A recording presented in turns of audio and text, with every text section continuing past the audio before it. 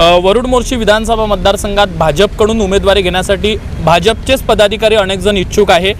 कदाचित एका उमेदवाराला तिकीट जाहीर झाल्यानंतर भाजपमध्ये अंतर्गत वाद दिसून येईल का? आता सुद्धा थोडाफार अंतर्गत वाद दिसून येतो।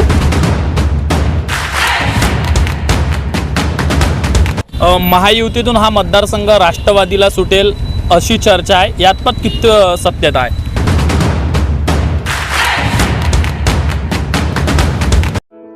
या बातमीचे प्रस्तुत करतायत माऊली आय मित्रा ऑप्टिकल।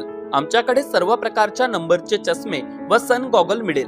आमचा पत्ता यावलकर पेट्रोल पंप समोर वरुड। आमचा मोबाईल नंबर 9420721428। वरुड मोर्शी विधानसभा मतदारसंघात भाजपकडून उमेदवारी घेण्यासाठी भाजपचेच पदाधिकारी अनेक जण इच्छुक आहे। कदाचित एका उमेदवाराला तिकीट जाहीर झाल्यानंतर भाजपमध्ये अंतर्गत वाद दिसून येईल का? आता सुद्धा थोडाफार अंतर्गत वाद दिसून येतो।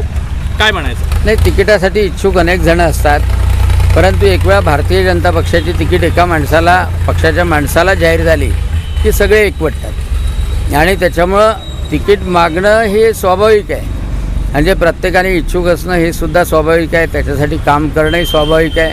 परंतु 5-6 जणांपैकी 5-6 जणांना तर तिकीटा देता येणार नाही, एकालाच तिकीट द्यावी लागेल। पक्षाचं जे सर्वेक्षण होतं त्याच्या आधारावर ती तिकीट दिल्या जाते आणि त्यावेळेला सगळे कार्यकर्ते, सगळे बूथ प्रमुख एकजुटीनं काम करतील आणि यावेळेला जसा लीड मिळाला त्याप्रमाणे विधानसभेमध्ये सुद्धा भारतीय जनता पक्ष इथे विजयी होईल।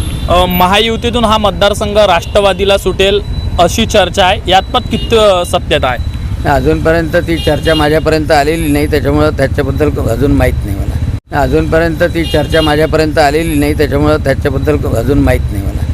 आता वरुड मोर्शी तालुक्यातील प्रत्येक अपडेट सर्वात आधी तुमच्या मोबाईलवर पाहण्यासाठी आजच आमच्या अमरावती टुडे न्यूज या यूट्यूब चॅनलला सबस्क्राईब करा आणि प्रत्येक न्यूज तुमच्या व्हॉट्सअपवर सर्वात आधी बघण्यासाठी आमच्या 93-34-33-84 या व्हॉट्सअप क्रमांकावर मेसेज करा आणि ग्रुपला जॉईन होऊन प्रत्येक अपडेट सर्वात आधी मिळवा। वरुड तालुक्यातील प्रत्येक न्यूज शॉर्ट स्वरूपात बघण्यासाठी आमच्या वरुड टुडे न्यूज या इंस्टाग्राम पेजला आजच फॉलो करा आणि रोज अपडेट रहा।